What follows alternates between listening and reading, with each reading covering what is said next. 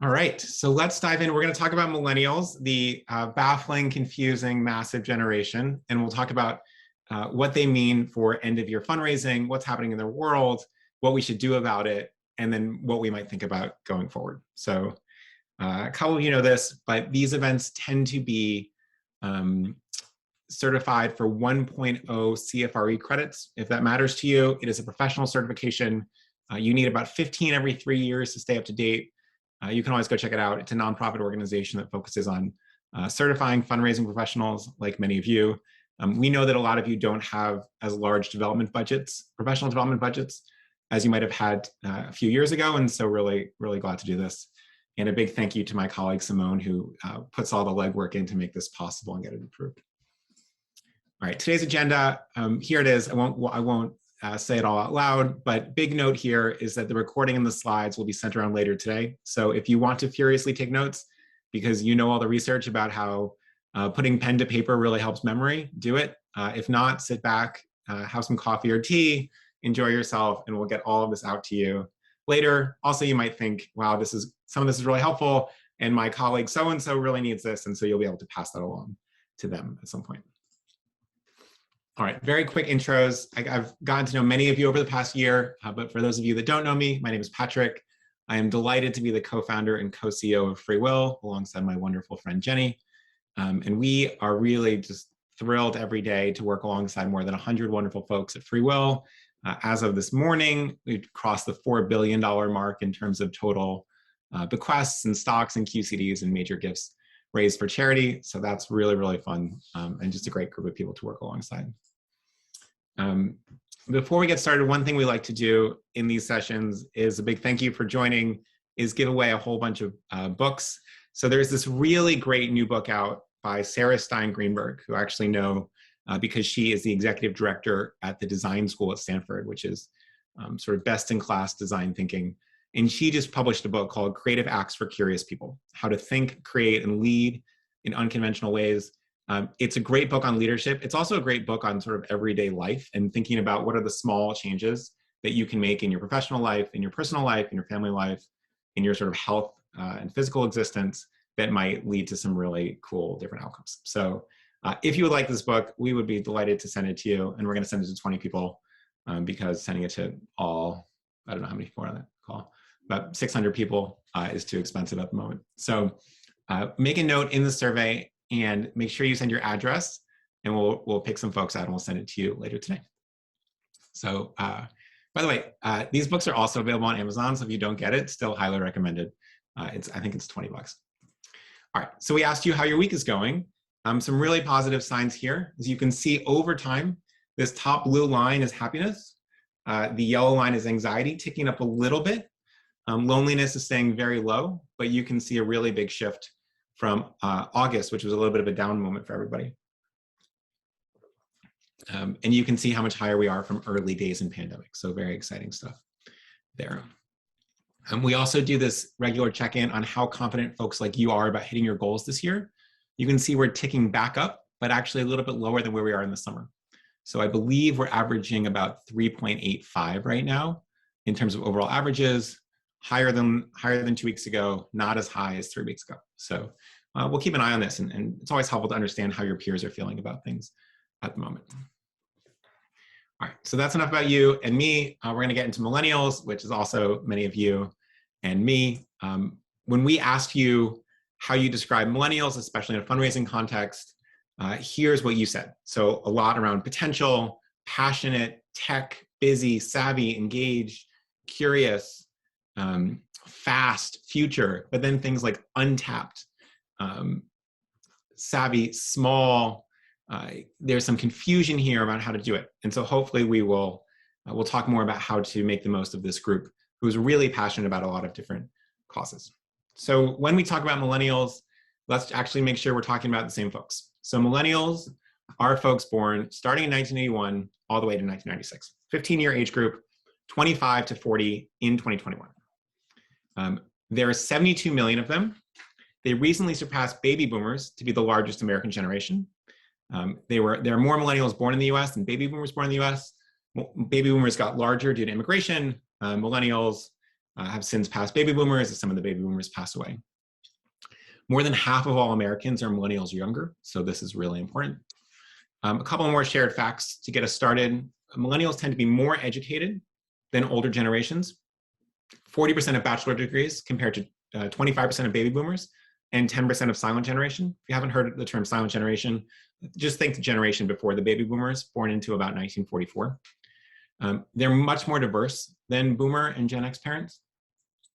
Only about 56% of American millennials are white, which is a really big shift from, say, the silent generation. This is actually what it looks like over time in terms of racial makeup in the United States. This sort of really big blue wave at the bottom is white Americans. And so you can see how it peaks in terms of overall numbers in 46 to 64 in terms of folks born and people in the country. Big expansion in Hispanic Americans, Black Americans, relatively small expansion. Obviously growth in mixed race at the top, which is that more burgundy red color. And so interesting to see overall. Other shared facts to know about these folks, they're less married and they have fewer children. So 46% are married compared to 67% of boomers when they were the same age.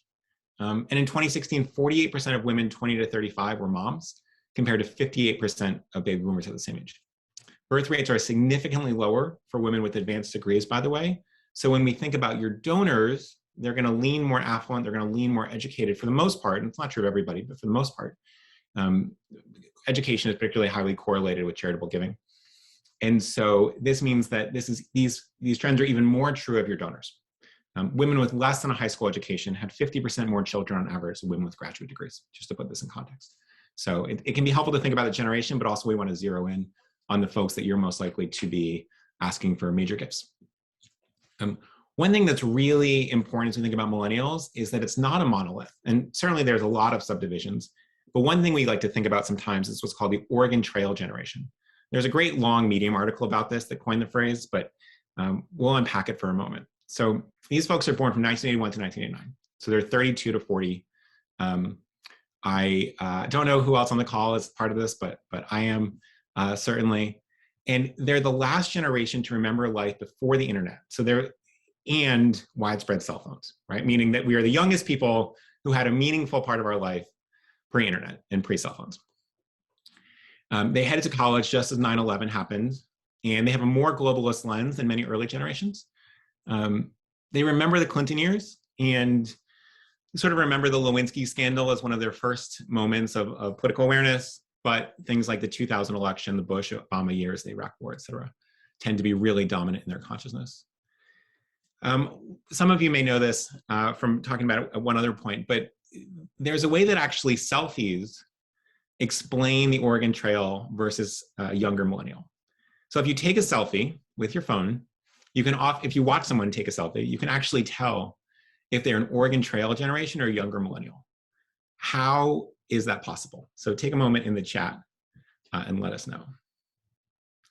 Take a guess.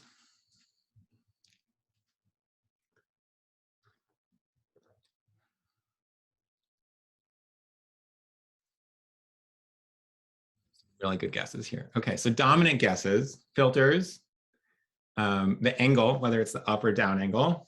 A couple people put duck lips, which you can Google, I'm not gonna demonstrate. Filters, more background, etc. Single or group shots, etc. Lips, arm angle, facial expressions. Oh man, so many good guesses. Okay, the answer, for the most part, is older millennials take horizontal selfies like this, and younger millennials will take vertical selfies like this. Now, why is that? Well, when older millennials think of a photo, and when we were sort of introduced to the concept of photo, it was always horizontal. It usually is one that's printed out or it's on a desktop computer. And so older photos tend to have this dynamic, or older millennials tend to have this dynamic. Now, if you're a younger millennials see their phones not only as cameras, but also the primary way in their lives that photos are consumed. So they take vertical shots because most of the way that they're going to consume these photos is on Instagram, as opposed to thinking about potentially printing it out or something else. And so it's this really interesting dynamic where it's not just the way that we take photos, but the way that we consume photos show this shift. So this idea of a digital camera, even for younger millennials, likely never owned one. the only digital camera they would own was on their phone ever. One other interesting thing, when you look at Gen Z, so the typical motion for most people to say I'm on the phone is something like this. Increasingly younger Gen Z folks will make a movement like this to show they're on their phone, because this is what a smartphone looks like. This doesn't actually mean anything. They've never used a phone that you would pick up off a hook and has a sort of a mouthpiece and an earpiece in the same way. So really interesting. That made me feel really old, in case you're curious. So what else do we know about millennials? They're increasingly charitable. 84% of millennial employees give to charity. 70% give more than an hour to a charitable cause. 23% said they want to be known for their philanthropy, and that giving was an important part of their legacy. A higher percentage of millennial millionaires donate compared to non-millennial millionaires. From 2008 to 2018, a yearly report on millennials found they prefer to perform smaller actions before donating a lot. They're very, very heavily influenced by peers. They care a lot more about issues and organizations, so they have less loyalty, but more passion for causes. 90% would stop giving if they distrust an organization, and 90% are motivated by a compelling mission. So really interesting stuff. When we think about giving, they also give predominantly online. So this is a sense of channels used by generation. A couple of things to note here. The second from the left here is millennials. And you can see Gen Z as well. 40% online through the website. Only 13% give by mail. Social media as well, 17%. And then text and SMS is 8%. A couple interesting things here. One, you see an increase in social media from Gen Z later. You see a relatively similar path on online. We often talk about online giving as being the use for millennials. Not actually true anymore. You can see the number of people giving online is relatively close all the way through silent generation. You do see direct mail falling off pretty sharply after baby boomers. So a couple of things as we think about the mix of how we're contacting donors. When we've asked you what percentage of your donors are between 25 and 40, it is important to remember that, especially from a total dollar standpoint, this is still a small but emerging group. So only a quarter of you said 25 to 50%. A lot of you said, I don't know. Basically, nobody said 75 to 100%. Only a small sliver said more than half. 43% said less than 25. When we look at this in 10 years, it's going to be different if you hold the generation constant and as they age. So let's talk about some insights into millennial donors. When we talk about this, and for outcomes in the next 5 years, we're really focused on these Oregon Trail generations. They're older, they're wealthier. And as a reminder, when we want to look for folks who are wealthy enough to give, we need to understand how people like this might become wealthy. And there's really only two paths for someone like this. Earning through compensation or investments, and inheriting wealth, right? There are some, you can win a lottery ticket, you can win a lawsuit, there are other things like that, but they're so fractionally small that really understanding these two routes as the wealth building mechanics for someone in this generation is really important. And it allows us to figure out where these people might be based on those two routes. So we'll start by talking about the first path. First thing, there are 646,000 millennial millionaires in the United States. It's quite a lot. They're heavily concentrated in urban areas, and they're heavily concentrated in 2 states. Just in the chat, which states do you think these are?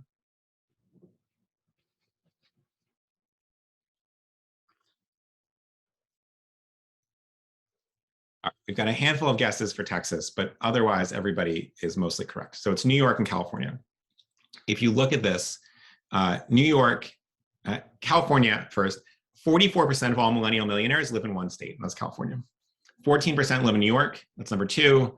And then it's a massive drop off to Florida, Massachusetts, Texas, Washington, New Jersey, Virginia, Illinois, and Maryland, right? So another way to think about this is that 22 times more millennial millionaires live in California than a place like Maryland. And this doesn't even put states outside the top 10 on the list. So very, very heavy concentrations in those 2 places. Why California?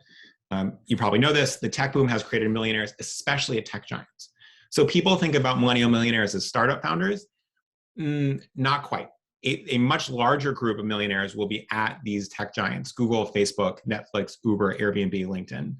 The wealth is primarily in 2 assets. One is real estate, right? Houses in this area are very, very expensive. Condos are expensive.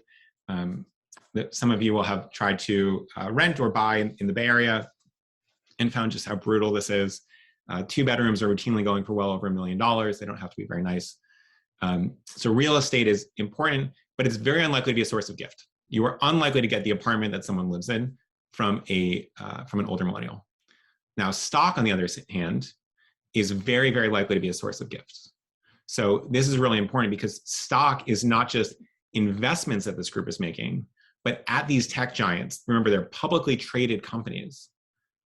They're likely to be getting this stock in compensation and not even asking for it. So this is really important. That's California. Why New York?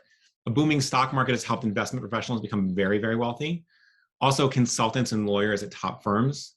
Again, this wealth is primarily in 2 assets. 1 is real estate. No one's going to give you their Midtown apartment. 2 is stocks. Very, very likely to be a source of gifts. And so the other thing to note that we're probably not going to talk much more about is that these 2 areas are also the big concentration of millennial wealth is in areas with high state and local taxes. And so the tax rates for these folks are very high at the top level, and it makes charitable giving even more appealing than it might be in some other places. Why Washington, Texas, and Massachusetts? Washington, big tech, similar to California, Amazon, Starbucks, Microsoft, Boeing. Massachusetts, some technology, tends to be more medical technology, biotech and pharma, also consulting, banking, and law, and then Texas, energy, banking, and law. There's a growing tech segment in Texas, but it still pales in comparison to California or even New York. These, by the way, are all in major cities. So it's not as though it's evenly distributed across California, heavily focused in the Bay Area, and then a little bit in Los Angeles as well. Good news is the pandemic has accelerated movement among millennials, especially those in higher paying tech jobs who can work remotely. And so older millennials are also the fastest growing segment of home buyers. So you do see some people leaving these places, buying homes in more areas. They make up about 23% of all home buyers, only less than Gen X at 24%. So coming in hot. And part of the reason the housing market is getting hot is because you have these folks that are now old enough to start buying homes, and it's a very large segment of the population. When we think about where millennials are moving, big one is Texas. So Texas, #1 net migration, Colorado, Washington, Arizona, a little bit North Carolina, Ohio, Tennessee. What do these have in common? Typically warm weather or outdoorsiness. Idaho is a big, if you've ever been to Idaho, it's one of the most beautiful places in the country. Same thing with Colorado, a lot of hiking, and tend to be a little bit more tax-friendly than places that people are leaving. All right, insight #2, millennials are putting a ton of money in stocks. So investing has become a very big focus for this group. Millennials accounted for nearly 20% of the stock market's trade in 2020. This is twice their share in 2019. I mean, this is a stunning year-over-year growth. There were more than 10 million new investors that entered the stock market in 2020. 60% of these were on Robinhood. So one particular trading app.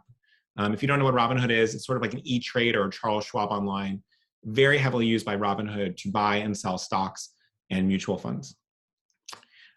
Third insight here, wealthy millennials tend to stick together. So millennials are much more urban than previous generations, creating epicenters of wealth and education in places like Boston, LA, DC, New York, San Francisco, Seattle, Austin, Chicago, a couple other places. Very different. Part of this is the difference in the way that cities are built. They tend to be a little bit safer than they were 20 years ago. They tend to really focus on attracting young wealth and young education. And the suburbs has lost its luster for some of the reasons that cities have gotten more and more livable. Now, what it means is that you have these coworkers, right? People are coming from all around the country to these places, very close with friends and coworkers. Those coworkers are often on a similar salary and equity trajectory in law and consulting and tech, right? You've entered at the same place, you're getting older, you're growing up, you're advancing in your career, and it's oftentimes the sort of financial similarities between friends is quite similar. These are also less likely to be married. So we talked about these marriage rates. Urban marriage rates are lower than rural and suburban marriage rates.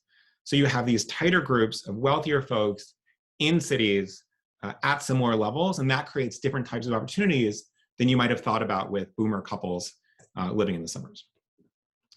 What we do see here is that this is starting to play out, so that there's more peer influence in giving for millennials than with other cohorts. So things like encourage friends to donate to the same cause, told friends and family about what they supported, made donation after learning from someone else, donated through social media, donating to support someone they know or someone they don't know. All of this is highest among millennials compared to other generations. So you see this peer influence being even stronger with millennials than it is with other folks. The fourth insight is that inequality and incomes are rising in this generation. So tech hiring in particular is increasingly competitive, so salaries are rising, and their stock part of this compensation continues to grow in value. Meanwhile, law, consulting, banking, we mean investment banking, operate in what's called a tournament model, where each promotion comes with a very large pay increase to foster competition and productivity. So you might have 12 associates, but only 6 of them are going to make it to the next level. But to really incentivize tons of productivity there's a very large pay gap between associate and the next level, which might be principal or something else. And so what it means is that your millennial donors are growing in giving capacity much faster than older generations. So if you're leading a fundraising team right now, and someone comes with a $10,000 gift from a millennial, and someone comes from a $10,000 gift from a boomer, you should be much more excited about that $10,000 gift from a millennial, right, than you are from the boomer. Same amount of money, same amount of impact immediately. What we're realizing is that that millennial gift is going to lead to a $15,000 gift next year, and a $25,000 gift in 5 years, and maybe a $50,000 gift in a decade. Whereas the boomer gift might stay 10, 10, 10, 10, 10, right? So understanding the potential of our donors and not just the current capacity is a really important thing as we think through prospecting. When we look at real median household income from 35 to 44, so not a perfect fit for this Oregon Trail generation, but pretty close, you can see how much this has gone up over time. And so compared to parents, this, by the way, is using 2020 dollars, so it's not as though this is just inflation. The other really important thing to understand, and this is going to be massively important, not just in philanthropy, but in the world in the next 15 years, is that over the next 3 decades, an estimated $68 trillion will be passed on as the large and wealthy baby boomer generation ages. By 2030, partly because of inheritance, partly because of earning power, millennials will have 5 times as much wealth as they have today. Remember that boomers had fewer children than their parents do, so inheritances are more concentrated per child, right? Just do a quick sort of mental math of how many kids, if you are in this generation, millennial generation, how many siblings you have compared to how many siblings your parents had. And across the board, my mom was one of 7, my dad was one of 4. Both of those tend to be relatively normal size for their generation. I'm one of 4. That seems like a massive family to all of my friends. I don't have any friends with larger families than me, whereas my parents have plenty of friends in their generation who have 6, 7, 8, 9 kids. The other good news, if you're not based in California or New York, is that this great wealth transfer is much more distributed than the compensation and equity wealth. So remember, boomers are less urban and more spread out compared to millennials, millennial wealth, which is much more dense in urban areas. And so this is a map of millionaires broadly, not necessarily millennial millionaires. And you can see it's pretty distributed partly by education. Now, certainly there are wealthier and less wealthy areas of the country, but this is a much more distributed map than you might see if you just looked at millennial wealth. And so the inheritance and the inherited wealth millionaires of the millennial generation will be much more spread out than the folks who are doing it on stock and compensation. The other insight is that it is true that, like other parts of the country, you see a widened wealth gap. High income wealth grew, especially among more educated folks. Lower income millennials were hit hard financially. Plus, like other age groups, there are disparities in race and ethnicity. And so this is a really important trend to keep an eye on. And in our programmatic work, doing as much as we can to help with this gap. So your wealthiest donors are wealthier, while other donors may be struggling. Some of you have seen recent research about how giving in the US is up, but percentage of Americans that give is going down. This may be a trend that we need to pay attention to over the next few years. That actually giving is increasingly concentrated. All right, so that's where millennials are. Let's spend some time talking about what to do with it. So first one is how to find prospects. So in your city, as you're looking at folks who are potentially millennial major givers, for things like consulting or big law or investment banking, there's a tool called Glassdoor, which is really helpful to understand salaries, especially at larger firms. Now, one thing you might do is see on LinkedIn that so-and-so is at a certain level at her organization, and then you look on Glassdoor and it's not that exciting a salary. You might want to look at what are the 1 and 2 levels up in that role, and what is that person likely to be earning in 2 years? And maybe we can start cultivating a relationship knowing that, yes, they're only an associate at the law firm now, but if you're a partner at the law firm, you might be making a 7-digit salary in 3 or 4 years. For tech, you want to look at publicly traded companies and recent IPOs, initial public offerings, and acquisitions. One thing we recommend to folks in our roles is to sign up for local tech and startup newsletters in your city. So if you know that, boy, this Austin startup just got sold, and I know that, as the Austin organization, know that we have a relationship with 2 employees there, that might be a good time for a conversation about whether or not they're interested in making a big gift. If you are outside a Millennial Wealth Hub, consider using social advertising across things like Facebook or Instagram or YouTube. On the left here, so I grew up back and forth between New Jersey and Rhode Island. When I was in California around Mother's Day, Facebook would say, boy, you really have to get your mom this mug. Now, my mom lived in New York at the time, so it wasn't that useful, but this idea of being able to target folks by hometown and location is a really interesting avenue, because they know that, okay, well, if the folks that are in SF in Seattle but grew up nearby, they may be interested in giving to the local Boys and Girls Club. And so this may be a potential avenue for new donors as well. You also want to retarget website visitors as well, but you can do things like upload Millennial donor emails to social platforms, so you're really advertising to these folks where they are. This can help you quickly reach a lot of potential donors, especially around year-end giving. So think about this for Giving Tuesday, think about this for your year-end giving. How do we make sure we're really front of mind on the folks who are likely to have the most capacity for giving? Tip 2, fixing your donate page, probably the most important point in this whole hour. Remember that more than any other generation, millennials prefer to give online through a website. The largest gifts you'll get from millennial major donors this year are going to be stock gifts. So let's just say this again. They're almost all going to give online. The biggest gifts are stock gifts. We know that research shows that organizations who focus on non-cash gifts grow 6 times faster, but most nonprofits only talk about things like stock giving in direct mail or in your magazine or on the phone, and none of these are going to be engaging to your millennial donors. And so if you have folks who have stock and they are checking out your donate page, you need to make sure that these big types of giving are available. Otherwise, they're just going to click the $50 box that you show them, and they'll give you $50, and you might have missed out on a $5,000 stock gift. Quick example, our former colleague Lakshmi, who's just great.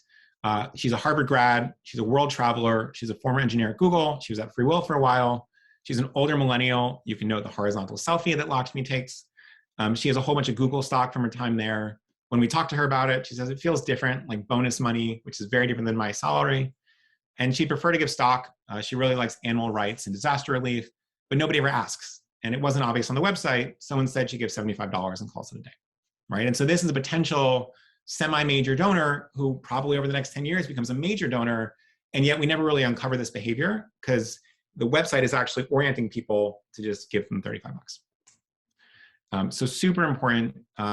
Non-cash gifts are going to be much larger from the same donors, and your online donate page is the only way that many millennial donors will interact with your website. It often gets 10 or 100 times the traffic of your Ways to Give page. When I talk to millennials who make mildly sizable gifts, and I ask them if they've ever been on a Ways to Give page, they don't know what a Ways to Give page is. If your website has a giant red button in the corner that says donate, it is obvious that people are going to be clicking on this. You want to suggest giving stocks on that page. You also want to think about donor advised funds, which millennials are opening as well. This is what it looks like on the Southern Poverty Law Center site. So before you get to these options of $25 to $250, it says, hey, do you want to donate stock? Do you want to do a monthly pledge? A couple other things as well. And this is really important because it triggers that thought at the moment of giving. When we ask you about how folks are communicating with millennials, 24% say email, half of you say social media, a bunch of folks don't know, relatively small amount for direct mail, phone call. Phone call's orange, it barely even shows up here. Text messaging, very small. This is something to fix. So we'll talk about this in a moment. Text messaging is going to be one of the most effective ways to reach this cohort. So tip number 3, treat communication recognition for millennials differently. You can get more personal. Think text messages and individual emails. In fact, text messages still have nearly 100% open rates for millennials. Sometimes folks in your position say, wow, it's unprofessional. But you can ask any millennial, would you rather get a text message or a phone call? And I promise you that if you ask 20 people, 0 of them will say phone calls. 19% said they never even check their voicemails. So this is a really powerful thing. Also, the phone numbers that millennials put down when they give you their phone number are almost always cell phones. So you don't even need, you can pay to screen a list of phone numbers and see which are cell phones. But if they're coming from millennials, they're almost certainly cell phones. And this is a really good avenue. Another thing you can do, by the way, to make it even more effective is call them. They're not going to pick up, and then immediately follow up with a text message and say why you called. And that will really get folks' attention. When you're recognizing millennials, we need to think about how to welcome these folks into philanthropy. So very few of them will have been giving in any meaningful context for more than 5 or 10 years. But their giving capacity is going to grow quickly over the coming years. And you want to get them involved now to build giving habits. For things like giving circles, and by this I mean the recognition circles, you might have the President's Club, the Leadership's Club, et cetera. You might want to think about having a lower threshold for those under 45. What will happen is that older donors will welcome younger donors, and millennials will get in the habit of giving larger and larger gifts. Otherwise, these sort of circles or recognition levels are so foreign that people never think they can enter them. So really important stuff here. Same thing for things like named scholarships for younger donors. If you have a threshold for named scholarships, think about lowering that for people under 40. This is the way they get into that practice, and then you can move them up as they age and get more wealthy. You also want to think about things like endowing a chair, creating a scholarship, sponsoring a park bench, whatever, with friends and not just with spouses. So historically, this is always, do you and your spouse want to do this? But it may be too large a gift for me, and I'm not married. And so maybe the idea of asking me if 4 friends want to go in on a Central Park park bench or something similar is much more appealing. And so creating these different giving dynamics are going to be really important for this cohort.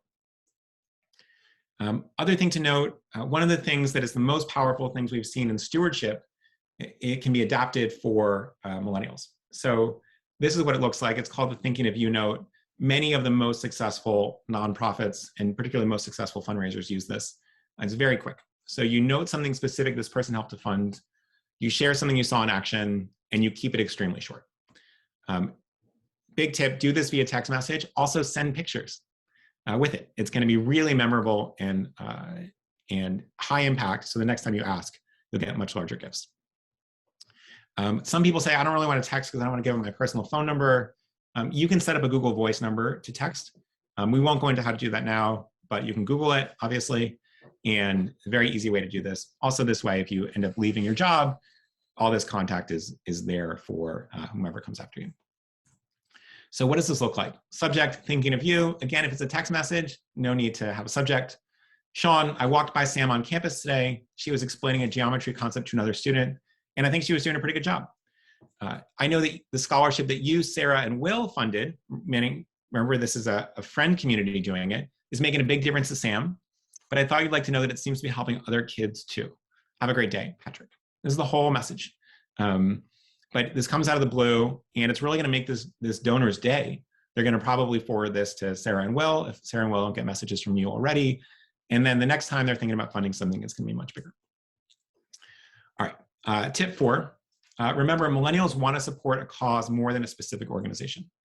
And feeling like their gift doesn't matter is the #1 reason for donor attrition among millennials. So what you want to do is emphasize ways they can give that have a bigger impact on your cause, like stocks, and really just highlight exactly what that might do. This might feed 100 families, it might do X, but being as specific as possible is quite useful. Other really thing, speaking of stocks, if millennial donors own appreciated stocks, this is one of the most impactful gifts they can give, but they probably don't know it yet. It's one of the best gift types that you can get. And so what a lot of nonprofits are doing, and this is now 6 weeks away, on Monday 29th, which is the day before Giving Tuesday, is launching what's called Stock Monday. This is going to especially resonate with millennials on social media. So what is it? The goal is to educate and prime your donors to make a stock gift on Giving Tuesday or in their end of year giving. Hundreds of nonprofits are already doing this. They're reaching out to their donors on this day to share the value of giving stock over giving cash. For millennials, you probably want to do this and highlight the greater impact they can have on the cause for the same amount of money. So why is this so valuable? It turns out that educating donors about this value is the single biggest way they're going to shift their giving, and shifting giving is the single biggest way to get larger gifts from the same people. As a quick sample email, and we'll share a full template with you after the fact if you're interested, here's what it looks like. As you already know, tomorrow is Giving Tuesday, one of the most important days of the year for animal rescue. We hope to raise $1 million, etc. But today is Stock Monday, and I want to share a type of gift that many of our dedicated supporters, like you, are using to make the most of their year-end donations, giving stock. You'll save on 2 types of taxes and make a bigger impact. It only takes a few minutes to make this gift here, et cetera, et cetera. So this is really valuable. And what it's going to do is really help people think thoughtfully about their giving. And this is an area and a group that is desperately in need of education around philanthropy because it's so new to them. Baby boomers and Gen X are likely to look for testimonials and financial reports, but millennials are likely to seek out nonprofit impact reports and news stories. So things like infographics are better than brochures or reports, and you can start to work this into some of your communications. All right, so that's a little bit more on stocks and what kind of narrative to share with millennials. The other big thing is that we're seeing actually a really big interest in plan giving among millennials. Now, this is really interesting, right? These folks are going to live forever, but 20% of them include charitable bequests. In fact, they're much more likely to include bequests than boomers or silent generation folks. And partly this is because they're more charitable, but a lot of it is because they have fewer kids. And those of you in plan giving know that the single most important factor in whether someone's going to be a plan giving donor is, are they married or do they have kids? And so for this generation, it's really important. Now, you might think the money's a long way off, who cares? But it's actually important for 2 different reasons. One is getting these donors now builds loyalty. Research shows that people who make a planned gift increase real-time giving in subsequent years. And then 2, it identifies your diehard supporters and often their asset levels. So if someone says, hey, look, I'm only 39, but I'm leaving you $200,000. You think, wow, this person probably has at least a decent amount of money. Let's start talking to them about other ways to give. And so it's an identification for your most excited supporters who can potentially be making lots of other types of gifts. So what do we do at end of year? This time is likely to be the highest traffic your website receives and where millennials are most likely to donate. And so what a lot of organizations are doing now is post-donation, they are sending a thank you note or putting a post-donate landing page that suggests an additional way to contribute. Remember, they like your organization, but they really love this cause. And so giving them more routes to support the cause is really valuable. For millennials, this is super useful because it costs them nothing today, but it's a really meaningful additional action for them to take. And this sort of hunt for meaning and impact is really important to the whole generation. All right, so those are some of the key strategies. I'm going to pause for a second, share some of the resources. First reminder about this book, it is so good. Definitely make a note in the survey. If not, just buy it. You can afford it, and you should probably expense it to your organization. Second thing, we will be sending you the Stock Monday email template and a guide to millennial giving after the fact. Just make a quick note in the survey if you want to send these, if you want to receive these. Otherwise, we won't send them to you. And then on Thursday, not this Thursday, but next week, my colleagues Alyssa and Cassie, who are wonderful, are going to walk through a bunch of case studies and plan the major giving tools if you are curious. And so feel free to make a note in the survey for that as well. And then lastly, if you want a one-on-one session to talk through any of these tools, especially around stock giving or plan giving, let us know and just make a small note in the survey. So we're going to take a 60-second break. I'm going to go through all the questions that everybody asked. It looks like there's a lot of them. I'm going to drink some tea. If you don't mind doing this, while I read the questions, my colleague Simone is going to paste a survey in the chat. If you can just take it, it's about 60 seconds or less. So do that while we read the questions, and then we'll probably get everybody out of here by about 12:50.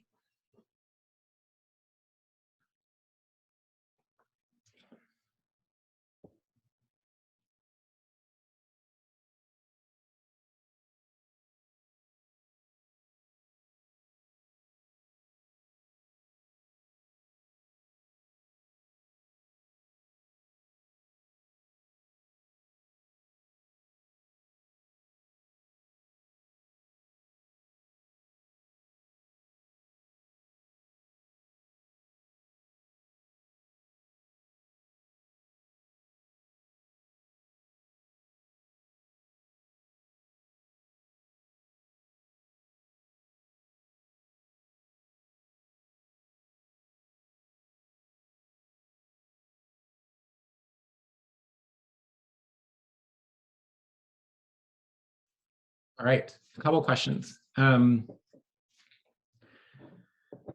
question is, how do millennials track with Gen X in particular? So Gen X tends to be slightly less generous. They are a smaller population. They are similarly tech savvy, especially younger Gen X, leads into older millennials. But Gen X also tends to be wealthier at the moment. So Gen X wealth actually went up 50% in the last year and a half. A lot of that's because they were buying houses at a much lower price point than the current housing market. Also, their investments from earlier in their career are really paying off. So I think it was about 2.5 months ago, we did a long deep dive on Gen X donors because they're often frequently ignored. And if you want to, go take a look at that. It's about 45 minutes as well. You can also just download the slides on our webinar page. But there's a bunch of really interesting stuff about Gen X, really thoughtful cohort that tends to get ignored a little bit in these conversations. If your database has not tracked date of births ever, how do you go about creating segmented outreach? This is really interesting, Sandy. So this is going to be true for work with older donors and younger donors. We see a big shift towards online giving across the board. So it used to be like 10 years ago, if you were sending an email, you would get mostly focused on younger donors. That is no longer true. And so we would think about, folks in your prospecting, surveys and things like that for people that want to learn more about stock gifts, for people that want to learn about QCD giving, which is only available to people over 70, make a small note in the survey about that.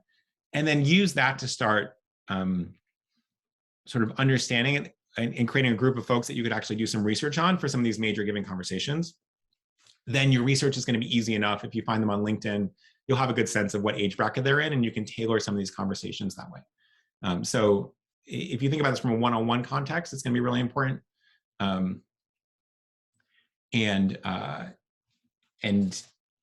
it's going to be difficult to do from a medium standpoint. Your social media is going to also be boomers, Gen X, and millennials, and so it will be difficult to segment there as well. What else? Was the boom in stocks a one-off? I'm thinking about GameStop, says Alex. Technically, some of this boom we talked about in the slides in terms of new accounts was actually before the big story about GameStop. But I think what's happening is that there's more and more coverage about stock and stock movement in general. There's also more and more coverage about gains and losses in cryptocurrency in general. We didn't talk about crypto at all here, but it's certainly a growing area of philanthropy. And so the constant buzz around this means that people are thinking about this more and more. And the hurdles to opening an account, right? Think about the millennial mindset.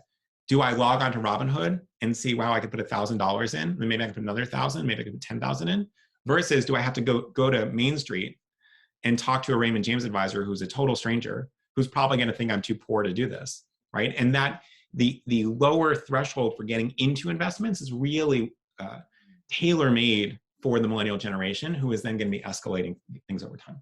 So it's much easier to put the second $1,000 in than the first $1,000. And some of these companies have made it really, really easy for you to put the first $1,000 in, which is both a really interesting aspect and an important lesson for us, right? How do we make the first stock gift, the first big gift, easy enough?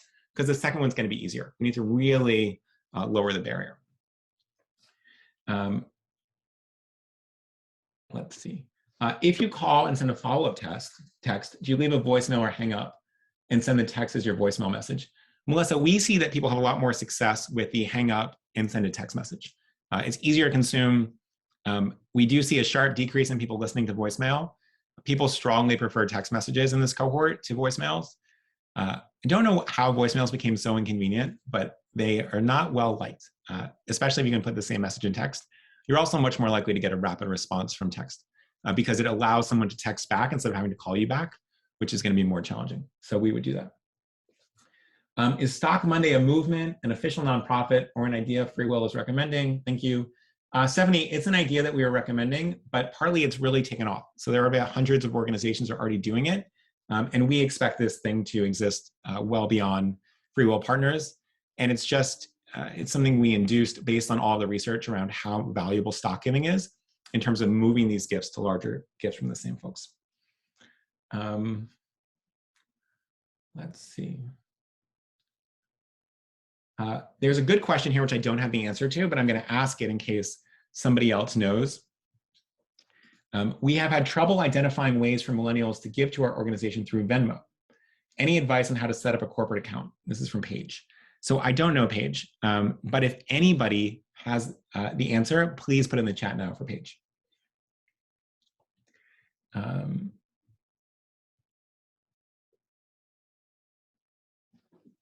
All right, well, let's wrap. There are a couple more questions, but there's a bunch of different themes there. So why don't we pause there? It's 12:50 on the East Coast. It's 9:50 on the West Coast. So we'll give you all the rest of the time back. But just wanted to say a really big thank you for joining. Obviously, a lot is happening going into Q4 and end of year. And so just delighted that you're pushing yourself to learn more about this. And hopefully this was very useful. A couple of small notes. The survey is already in Zoom in the chat. So if you haven't filled it out already, please do. In a few weeks, I guess 3 weeks now, we are going to do a deep dive on last minute tips to improve year-end major giving campaigns. So just a couple of tactical things that you can do to help hit your goals. And so hopefully you will join us then. And in the meantime, if you have any creative ideas to share specifically about end of year giving that you think other folks should know about, or if you need anything at all, you can reach me at patrick@freewill.com. So really big thank you again. Enjoy the rest of your week. Thank you guys for all the amazing work that you're doing across the country and in some cases across the globe. I'm just delighted to be helpful in any way possible and look forward to seeing you in a few weeks.